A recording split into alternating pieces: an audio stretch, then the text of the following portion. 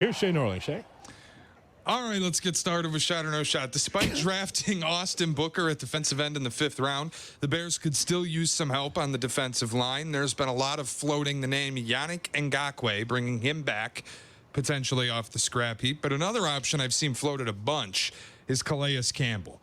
Campbell had 6.5 sacks last season in Atlanta, continued to be productive despite being 37 years old. He'll be 38 this season.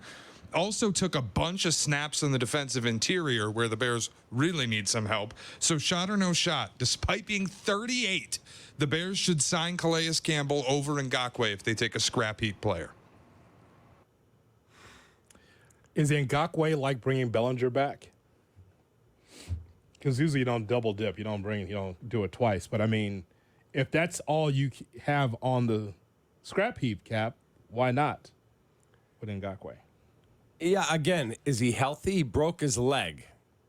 Is he healthy, ready to go at training camp, or is he not back till October? I got to know the medical diagnosis. What is the doctor saying? If he is ready to go and he can be back training, I would take another run at the Ngakoue signing on a 1-year deal. So there are no other younger assets out there. I'm not saying that would be a bad choice, but I'm just wondering. That'd be an anchor for sure, an experienced anchor. Yeah, you just need somebody over on that edge. So, Calais Campbell, Yannick Ngakoue, whatever it is, you can afford the money. It's not going to be pricey. Get it done. Calais Campbell, what a friendly man. Got the big laugh. He's got a big friendly laugh. Calais Campbell. I think that'd be a shot for me. If you can't find a younger asset, then why not have experience on that line? I know who would be for it. That's Eberflus. He had, right? Yeah. How old did you say he is? 37? Yeah, he's going to be 38. Right. He's going to be 38 years That's old. a shot for me. He's a good football player, man. Really solid player. I mean, whichever one they feel is healthier that can get the job done, I'm good. Just get another one. Yeah. Shea. Right. The Cubs are in first place despite getting hit with a bunch of injuries in April. Justin Steele, Cody Bellinger, Seiya Suzuki, Jordan Wicks, etc., etc. Kyle Hendricks with a phantom injury. He's on IL. The Cubs are on pace to win 100 games here on April 30th. If they win tonight, make it 102, with the 3rd highest run scoring in the National League. Shot or no shot, the Cubs' hot April is actually sustainable even with all the injuries. Wicks, surprisingly Wicks. With all the injuries, no, that's no shot. I've covered too much baseball over 30 years. No, you cannot keep Hector Neris as your closer, walking 2 guys in the 9th consistently and get away with it. It will. History, if you fail to recognize history, you're doomed to repeat it. And there's no doubt that they need to add some talent. They absolutely need another bullpen arm that can pitch in high leverage. Several. I'll start with one. That'd be a closer. I understand, but I mean, you demand for the best. Mm-hmm. I've been saying this for at least a month to you. You need several. Like, the change that they made in the bullpen was not enough for me. But I said, you know what? I trust Jed that when the time is right that he will upgrade. He will not do what he did last year. Did not believe in the ball club last year. Well, this is a way different team now. They've matured. Cade Horton, he's going to be here sooner rather than later. They've got some young talent, man. They've got a chance. They got to get healthy. You know, the maturity of the ball club is not what I'm concerned about. It's the maturity of the general manager and ownership. Is that a fair statement? Of understanding, like, hey, you have a good ball club. You need to be able to upgrade if you want to solidify yourself in the playoffs and have some lights on in mid-October. Right. I would like them sooner rather than later go get a closer. Yeah. I understand. I keep hearing it from Jesse and from Gordon and all these people. Nobody is trading you their closer in April. It's not going to happen. Because what message do they send to their fan base? Right. They're not, unless you make the dumbest deal of all time and give up, your best assets. So I get it. So you got to stay afloat. Yeah, I would say that the way they're going right now, it is not sustainable, no. But when you get healthy, and I'm talking about the ball club as is, when you get healthier, it will be sustainable because you're on your way to the playoffs. You'd have to take a huge fall and have a big slump, I think, at this point in time, Cap, based on the roster, to be a non-playoff team at this point. And by the way, you can slump as a ball club too. Well, that happens over 162. Sure. There's going to be days where people will be like, yeah, this team, they stink, blah, blah. Yeah. It's good. It's coming. Oh, yeah. Long season. Yeah, long season. Shea. All right, I have a White Sox statistic question for you after they got a series sweep, their first series victory of the season over Tampa. That's right. Thank you, John Schriffen. After sweeping the Rays, they did lose yesterday, bringing their win percentage here on April 30th to a whopping .207. It was also a breakout weekend for Andrew Benintendi. He was 6 of 13 with 2 home runs and 8 RBIs against Tampa. 1 for 4 night last night brought his average to .206. 1 point off of the White Sox winning percentage. At the end of the season, shot or no shot, Andrew Benintendi's batting average will be higher than the White Sox winning percentage.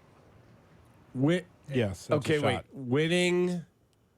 Yes. If you win 50 games, that would make you 50 and 112. 308 would be your winning percentage. Right. And so if you win 55 games, you're still pathetically bad. Yeah, there's no shot Andrew Benintendi's batting average is above the White Sox win per day. No shot. He's not hitting 300, and they're going to win more than 50 games. So how many wins do you think the Sox are going to have this year as we sit here today? Because right now they're 6 and 23. 55. Any Sox news? 55. 55. Something like that, maybe 60. That's still a 100-loss team. So you think the winning percentage for the White Sox will be higher than Benintendi's batting average? Yes. Yes, I would say that is a shot. Yes, it better be. that is a shot. And by the way, that's not a ridiculous question because of how poor the Sox were constructed as a roster, where with really not a real direction. I guess I would like for Chris Getz to just say, "Hey, you know what? We are tearing this all the way down." But you're not though. You instead went half pregnant. Correct. That's what you did because Aloy's still in the ball club. Moncada might have seen his last days as a White Sox, or Luis Roberts on the team. So you got 1 foot in and 1 foot out, and that's not the same. That's correct. That's just not. And by the way, the whole, you keep playing the cut for all the haters. Okay, let me say this. I listened to Sylvie yesterday, and I thought he did a magnificent job he didn't fire on John Schriffen, but he did say, you've been here 25 games. When a team is 6 and 20, whatever, the fan base, Jonathan Hood cheering for his Padres, who is a diehard Sox fan, or whoever it is out there, like my brother, who are from born and bred diehard Sox fans, because they're angry with the state of the ball club, does not make them a hater. Does not. John's trying to find his way. Good for him. He seems like he's working hard. He's trying. He's trying to get a new catchphrase going. But you don't have the equity to be able to say to a fan base, for all the haters, you've got 6 wins. You're the worst team in baseball. That's not being haters. That's fan base like Jonathan Hood who care deeply about that team. And if they were good, he'd be watching every single second and listening right here on the home of the White Sox. That's not being a hater. Sorry.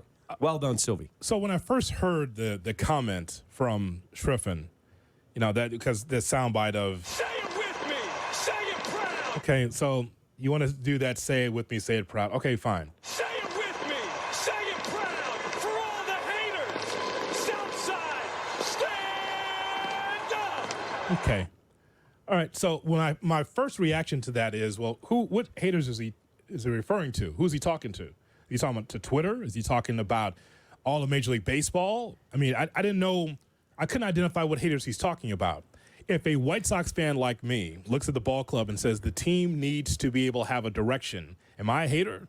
No. I mean, I'm still a White Sox fan. I'm pissed that this is the direction that they've chosen to go in with no real hope for the future.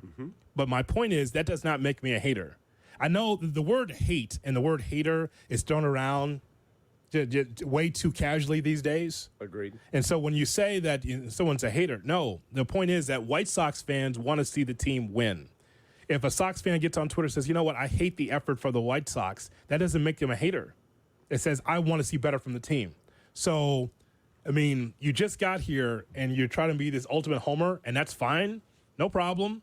Point is, though, is that I don't care about the catchphrase. Every broadcaster has a catchphrase. But when you start saying that people that look at the ball club at 6-23 should be satisfied with it, and if you're not, you're a hater, that's BS. For all the haters. That's nonsense. Exactly agree. Yeah, You're that's not nonsense. a hater. My brother's not a hater because he's mad what's going on with his favorite team. What I'm surprised is that Schriffman's from New York. He should understand angst throughout a baseball team. He's from New York. He doesn't see Yankee fans and Mets fans. You think that the Mets fan are happy that they're 14, or they're 500, 14 and 14, something like that? Right. You think After they're- last year being horrible. You think they're happy with that? Are they No. haters if they say, I don't like what I've been here? So he's got to check himself on that regard. I mean, don't talk down to the fan base. That's not a good direction. I know that this is a stepping stone job for you. I know that, Triffin. You're not going to be here for 25 years. I get that because I'm sure that you have bigger and better things that you want to do. But while you're here, you probably want to be able to be friendly to the Sox fan because it's a tough season. Be the friend, not the foe, as a broadcaster. That's just a tip from a White Sox fan to you. For all the haters. Around the NFL next on Cap and J Hood.